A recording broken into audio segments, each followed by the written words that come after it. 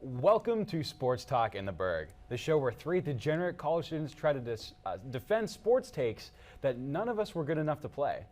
I'm your host, Brett McGulick, joined by two of my favorite RMU-TV producers, Jordan and Josh. Welcome back for another year of Sports Talk. Now, let's get right into the discussion because we are so back. You know who else is so back? The NFL.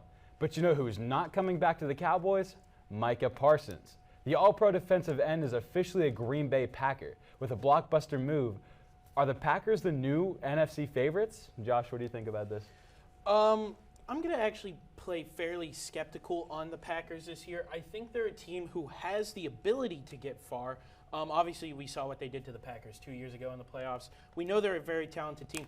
My question is, do they have the quarterback to go all the way in the playoffs in Jordan Love? So that's for sure something I'm going to be looking at. 63.1% completion percentage. That's 29th in the NFL last season. He was 19th in yards, and he had 25 touchdowns, 11 interceptions. And when you look at those top numbers you need in order to be a contender, he just doesn't really seem to be that guy. So that's why I think in that half, on the offensive side of the ball, Jordan Love seems to be the iffy part and why the Packers might not go far. See, but I do not think that they are going to have to rely on Jordan Love as much as they have done the previous years because, like, this defense was already a top defense in the league. They finished as a 6th ranked defense last year, and they held their opponents to 19.9 points a game, and they're only getting better by adding one of the best defenders in the entire league in the entire last decade.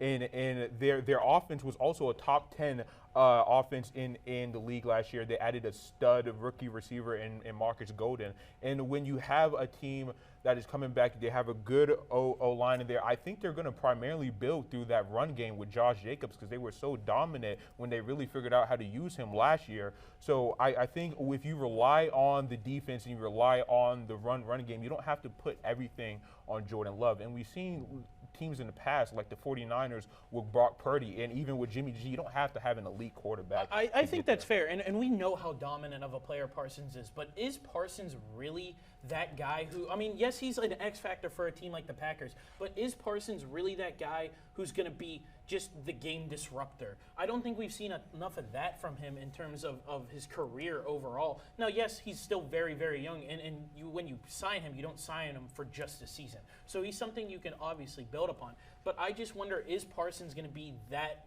kind of player to push them, who's already kind of in that mediocre slump, over the line? You guys have both made good points about the Packers team around them. We don't know very much about Jordan Love, what he's going to bring to this team. But what about the teams around him? Like, if the Philadelphia Eagles, how are you going to beat the Philadelphia Eagles? You got to talk about the teams around the Packers. I'm actually going for the opposite thing. I think the teams around them got worse. I mean, the Lions got worse. The Seahawks downgraded at quarterback. The Bucks are missing one of their best players in Tristan Wirfs for the first couple weeks of the seasons. So yes, some of the teams around them got better, but a lot of them either stayed the same or got worse. So I think the Packers come out of the NFC the big winners of the offseason. I still, though, think, it's going to be very hard because when you look at the Eagles, that's a team that doesn't have that really – I mean, we could debate about Jalen Hurts for another segment or an hour almost because he's a very controversial player. But overall, Jalen Hurts didn't need to be that superstar, right? But he had the great O-line. He had Saquon Barkley. He had A.J. Brown. He had Devontae Smith on the outside. When you have those guys, you can compete. And also think of just the abundance of talent they have on defense. So that's another player, or that's another side of the ball that you're forgetting about. And when you look at the Lions, and yeah, maybe they are a bit poorer on some things, they're still in that division. They're still going to have to play them. They still got to face Kevin O'Connell and Justin Jefferson twice a year. They still got to play the Chicago Bears too. Like that's an up-and-coming team. So you don't really know exactly how it's going to play out, but it's just going to be so tough compared to if they were in like the AFC. I completely agree. I just really don't think this team is beating the Eagles. This team is not beating the Philadelphia Eagles. But let's continue on.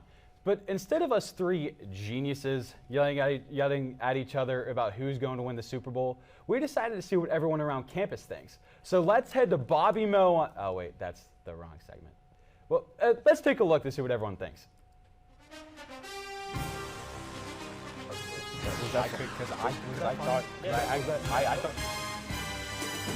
Who is winning the Super Bowl this year? I'm gonna have to go with the Ravens. Why is that? Baltimore sports fan, I just think they're gonna pull through this year. The Bengals. And why is that? It's my fiance's favorite football team, and Joe Burrow. So there you go. The Buffalo Bills. I have confidence in Josh Allen because he hasn't had his chance yet. Kansas City Chiefs. And why is that? Mahomes is going to redeem himself, man. After last Super Bowl, that was embarrassing. He's going to redeem himself. Despite my shirt, it's not the Steelers. It sucks to say it, but it's probably going to be either the Chiefs or the Eagles again. It's going to be the Philadelphia Eagles. And why is that? They're the best team, reigning champs. I mean, they got all the weapons. It's going to do it again this year. The Baltimore Ravens. And why is that? They're just going to win. You'll see. It is going to be the New York Giants, best defensive line in the NFL. We'll win it all with Russ. Who's winning the Super Bowl this year? Steelers, obviously. And why is that? Because they're the best. I got my boys, the Steelers. We're going all the way with, we got Rodgers, my boy Jalen Warren, but we got everyone this year. We're going all the way. The Steelers. And why is that? Because Aaron Rodgers is getting off the perks. I think the Steelers will win. And why is that? Because I live in Pittsburgh, and you have to support your own team. No doubt in my mind, the Pittsburgh Steelers. Why is that? New vamped offense. Defense got stronger. I think we're going for it all this year. Pittsburgh Steelers. And why is that? Because they are number one. It's clear and obvious, the Pittsburgh Steelers. Either way, they're going to the Super Bowl. Oh, Pittsburgh Steelers. I'm thinking the Steelers. And why is that? We got Aaron Rodgers on. We got TJ Watt. I think so. We got something. The Steelers. And why is that? Because they're the best. They're from Pittsburgh. All right, looks like people have spoken. The Super Bowl 60 champions will be the Pittsburgh Steelers. However, we are in the Burgh. So is this just hometown hype, or are they actually going to go that far this year? Jordan, what do you think? So this is the percentage chance of the Pittsburgh Steelers winning the Super Bowl this year. I don't know if you can see. That says 0.67, okay? 0.67. These Steelers have no chance of winning the Super Bowl. And while I love the optimism of Pittsburgh sports fans, we have to be realistic at some point. This team is nowhere close to a Super Bowl. They haven't been anywhere close to a Super Bowl since the times of the Triple Bs. They're just not good enough. The offense, the guy in the one clip said that the offense was revamped. It's not at all. They just replaced a old bad quarterback for an old mediocre quarterback, and they replaced a good young receiver for a old mediocre receiver. This team has nothing that excites me. The defense doesn't even excite me. Some of the moves, like the Jalen Ramsey move, it's like, oh, it's fun, whatever. But I'm not big on the Steelers. One thing I would love to point out here is that the Lions and the Giants both have the same amount of votes. Do we think that those two teams are even in anywhere? Are they even in the same realm? No. To put it simply, yeah, no. No. I'll just actually play off what Jordan was saying, and let's kind of break this down one by one. Okay, let's start with the O-line. Let's say the O-line got a bit better. Yeah, there were one or two changes, but they all that core kind of stuck together. They lost James Daniels to the Dolphins. That is big. But I think Broderick and Fatanu coming back, playing a little bit better. I think we'll just be optimistic and say they got a bit better. Okay, let's go Russ and Rodgers. We're going to say Rodgers is better. Yeah, I'll say that. Move to the receivers. I would agree. I think we maybe got a slightly better upgrade, but other than that, I mean, we don't know what Roman Wilson's going to do, so it's not going to really be fair to put him in a conversation of okay, we got better. So we'll just say we stay the same. If anything, got slightly worse because we don't know what DK is going to be like. And then when you move and then to the backfield, running backs, again, losing Najee, let's be optimistic, say they got slightly better. But then you move to the defense and you look and you got Hayward potentially sitting out. You got TJ regressing. Those are all things we'll talk about later. But then look in the secondary. Yeah, we boosted up on cornerbacks, but we have a Minka Fitzpatrick-sized hole at safety. That is something we really have to fix. And I just think going forward, do I see them being any better? No. Not at all. You know, this is usually the point in the show where I would be like, You know, guys, I'd like to say that I'm the Pittsburgh guy. I'd like to stay very positive. I mean, if anyone remembers back to my 3 hot takes for the good old Pittsburgh Pirates, you know that I'd like to think pretty positively about my good old Pittsburgh Steelers. But we got it. Let's be honest here. Like, there's just no way that this team right now can win the ship. I think what Jordan said also, that really kind of, there's nothing that excites you about this team. When you look at Josh Allen and the Buffalo Bills, you look at Josh Allen and you go, oh, Josh Allen. And then you add in, they have, questionable receivers, but still an exciting X-factor quarterback. Look at the Chiefs. They got Rashee Rice, who's obviously going to be suspended. But then you still got Hollywood Brown, Xavier Worthy, and, of course, Patrick Mahomes, and Andy Reid. And one of the top 5 defenses in the NFL, too. I think people will overrate how good the Steelers defense really is. I think they still treat it as like it was a couple years ago when they were a top 3 unit in the league. They simply were not. Yeah. So it's like they do not have a premier defense anymore. They do not have a premier quarterback or any premier players at any of the skill positions. I just cannot see how. I will say also, just real quick, they are still going to be a competitive team. Yes. But just winning it all? No, not at all. 100%. It is going to be very interesting to see if maybe everybody was right about the Steelers pick or if reality just hasn't set in. But when we come back, the Steelers have not been quiet this offseason, both in a good way and a controversial one. We break everything down when we come back on Sports Talk in the Burgh.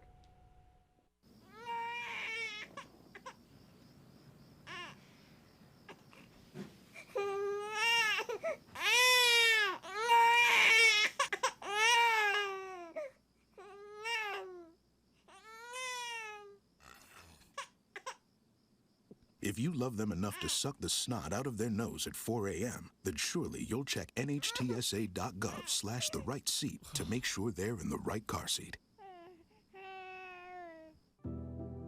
Today, we face an unprecedented crisis. Tens of millions of refugees have been forced from their homes. But you can make a difference. Turn disruption and despair to hope and opportunity. Even small amounts make a big difference. Provide shelter, support, or jobs in your community. The more we understand, the greater sense of belonging we create. Act now. Visit supportcrisisrelief.org. I don't want to talk about it.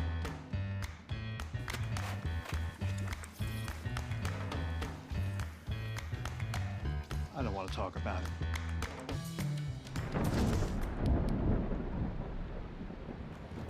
Families don't have to talk about everything, but they should talk about how to plan for an emergency. Get tips and resources to make your family's emergency plan.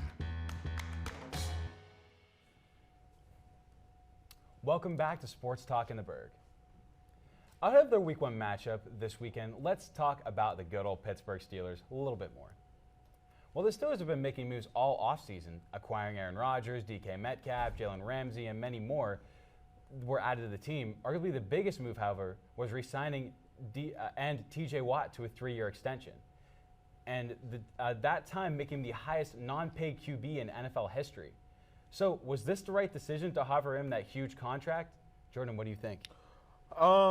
Okay, so I might be a little bit on my own with this one, but my thing is I thought that they should have traded TJ Watt. Maybe not this offseason, but next offseason, he's getting up there in age. He's still one of the best rushers in the league, but I don't think he's the same as he was maybe like 2 or 3 years ago.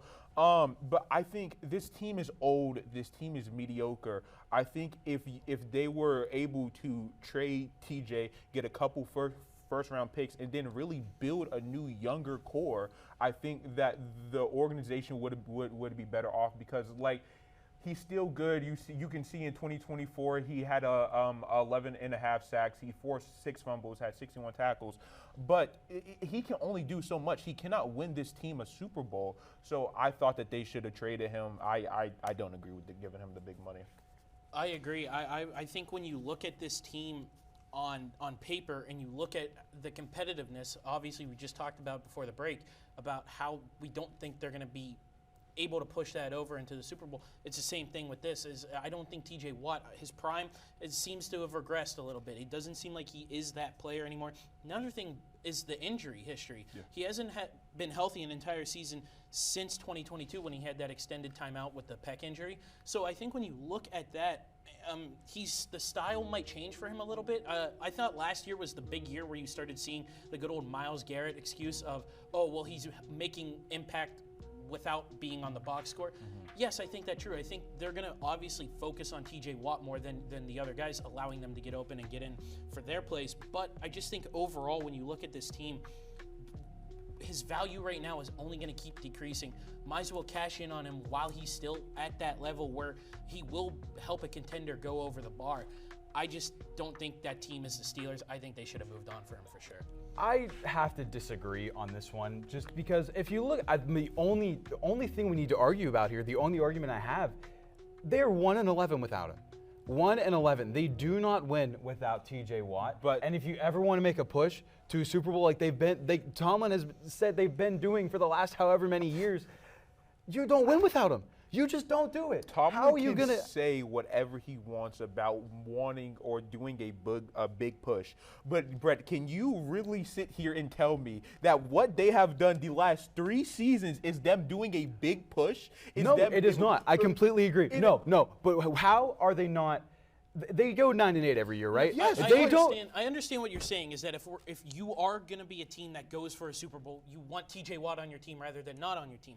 But overall, are we really that team that are we going to sit here and analyze a team like the Pittsburgh Steelers and say, yes, they are the team that's going to go for it all?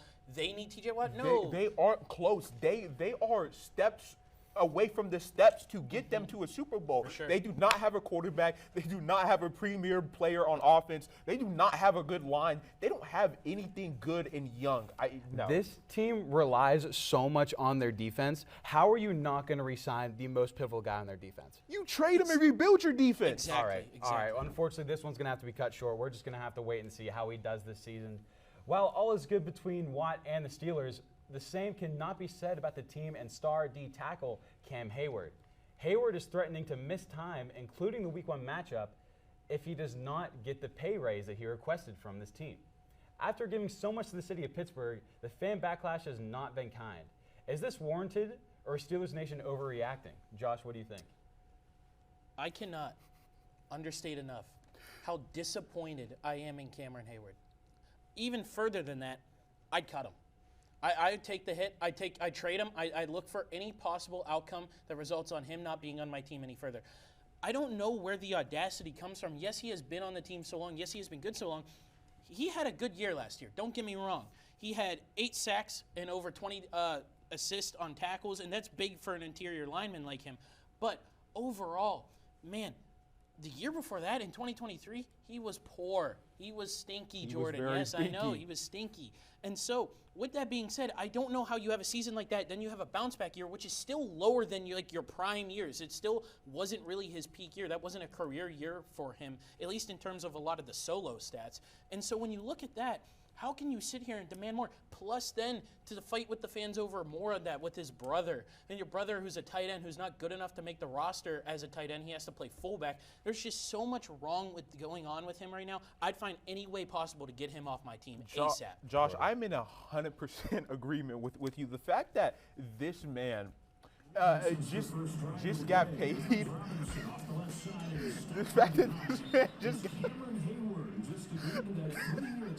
I know, I agree fully, Jordan. The fact that this man just got paid a new contract and he is going above and beyond to threaten to sit out, it's beyond me. I agree. You get rid of him, especially when they just invested in their defensive line again with Derek Harmon. I know he's out for a bit with the MCL sprain, but still, you got Derek Harmon, you got Keanu Benton. I say you stick with the young guys. Let them fully develop and everything, and the Steelers are so big on getting rid of distractions, right? So that's why they got rid of George Pickens. So let's get rid of this distraction of a guy threatening to hold out. Exactly. And what did everyone plead with Cameron Hayward with when Aaron Rodgers joined this team?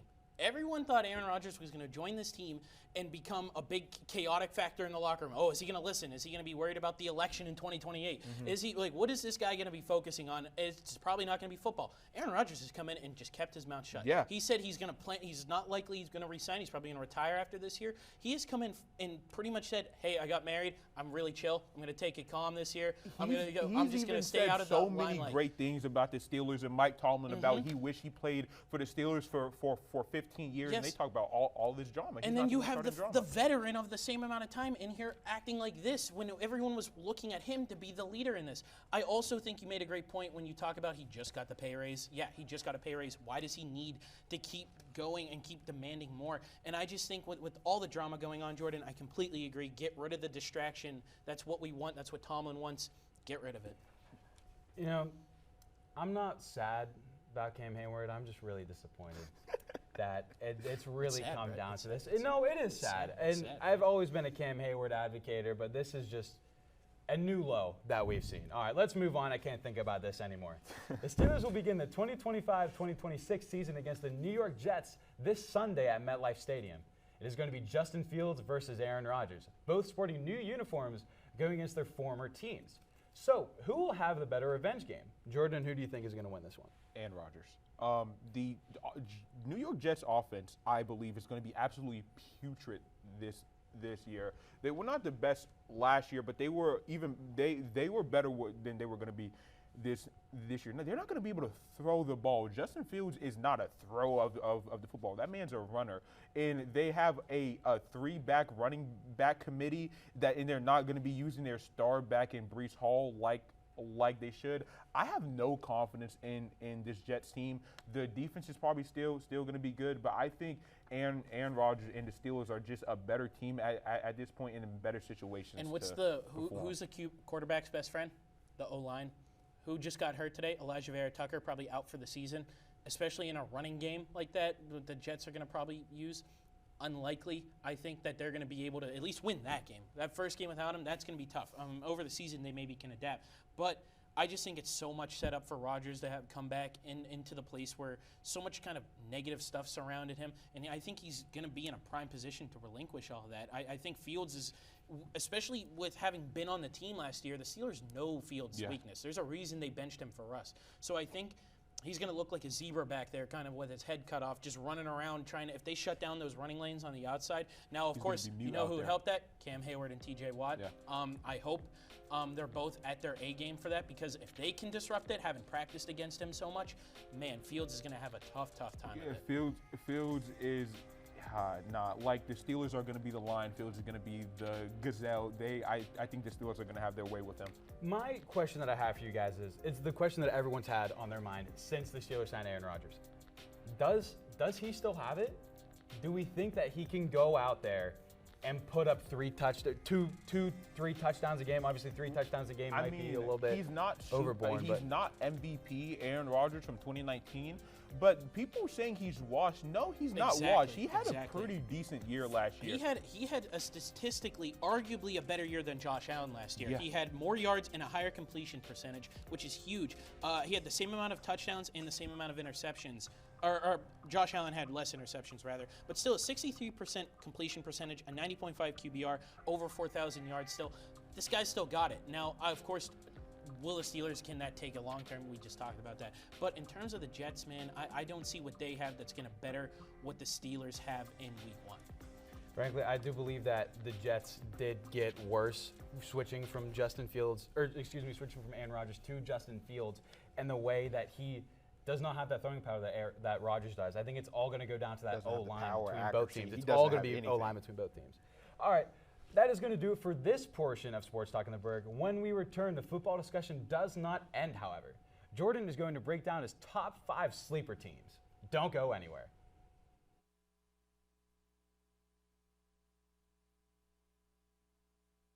How it started. Go to that. Our back and forth. It always came back. Dad! You probably don't remember what you told me, That was perfect. but I heard every word.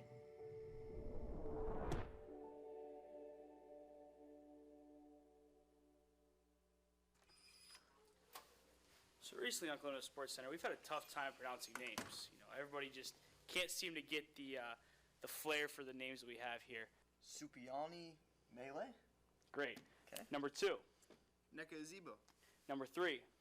Trinity Papamanjaris. Okay, everybody together now. Santeri Hartikainen. Okay, let's get the easy ones out of the way. Number 1. Rion Smythe. Okay, Ryan Smith, you're close, okay. Okay. Number 2. Luck Lynch. Yeah, not quite, a little closer. Bring it to me. Pete Matthews. Pete Matthews. But hey, you're right there. Keep practicing. You're right there. All right, everybody. Last one together. You ready? Coel Chasse. It's Cole Chase. I think we should just, should probably just find some new people. These guys.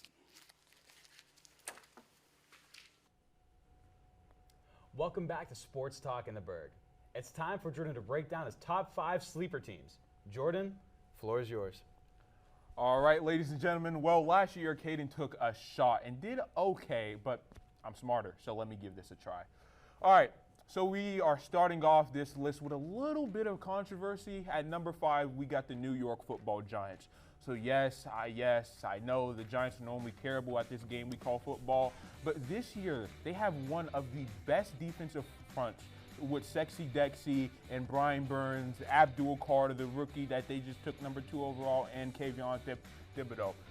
With the addition of Russ at quarterback, and yes, I know he's not great, but him with a team alongside him of the greatness of Malik Neighbors, I think that the Giants could be a real under-the-radar but decent team this year. Next up, we have number 4, the Las Vegas Raiders. Listen, the Raiders got sneakily better this year. They added a good quarterback in Geno Smith. They drafted one of the best players in the draft with Ashton Genty, and they still got the best tight end in the league with Brock Bowers and an underrated receiver in Jacoby Myers. This team is going to be very underrated offense, and I can see them easily finish as a top half offense in the league this year. I'm also going to add, Pete Carroll teams do not lose more than 10 games, and I think that they are not going to, I think they're going to lose less than that this year. Now, number 3, we have the second greatest franchise of all time, behind the Pittsburgh Steelers, of course. We have the New England Patriots. Now, the Patriots got better in all areas this year. They got an ultimate floor raiser in Mike Vrabel as their head coach. Drake May is going into his 2nd year after a very underrated but promising rookie year. Stephon Diggs is coming off of an ACL tear, but I think he's still got a little bit of juice left in the tank. And with the addition of Will Campbell, the offensive line looks better as well. I'm confident that the Pats are going to finish in the higher half of the AFC this year. Now, number 2, we have the Los Angeles Rams. Now, the Rams did finish with a record of 10-7 last year, but I believe that they have the potential to be even better. Listen now. Cooper Kupp was terrible and hurt last year, and Puka Nacua was also hurt. He only played 11 games. I think this team with a much better number 2 in Devontae Adams will be phenomenal. The Rams have always been good with Sean McVay, but the offense is only getting upgraded, and I think the Rams can easily win the West and be a top contender in the NFC. Now, number 1, ladies and gentlemen, I know the Chiefs have ran the AFC West for many years now, but there might be a new sheriff in town. I think that the Denver Broncos have the potential to go absolutely nuclear this year. I'm very high on quarterback Bo Nix coming off a very good rookie year that didn't really get talked about a lot because of one Jaden Daniels. But I believe Sean Payton is a great football coach with an amazing defense headlined by the Defensive Player of the Year, Pat Surtain. I think this year might be the year that the dynasty starts to fade. Listen, Jordan. Let's hear it.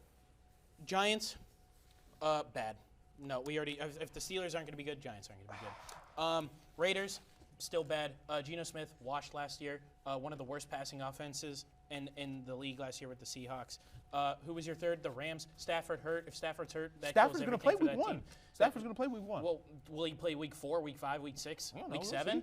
He's a warrior. He's tough. Patriots 3, mediocre. I don't know. Broncos good. But the Patriots lack that passing player. Christian Gonzalez can stay healthy, stuff like that. Broncos, I think, are a good pick, though. Okay. I'm so high on the Broncos. I completely agree with you, Ron, on that one. I think the Broncos are going to be Yeah, going to be so good this year. I think Russ is going to survive with the Giants. I think they're going to be good, not great, but I just think he knows what he's doing. He's a good QB. That is going to do it. We'll see you next time on Sports Talk in the Burgh.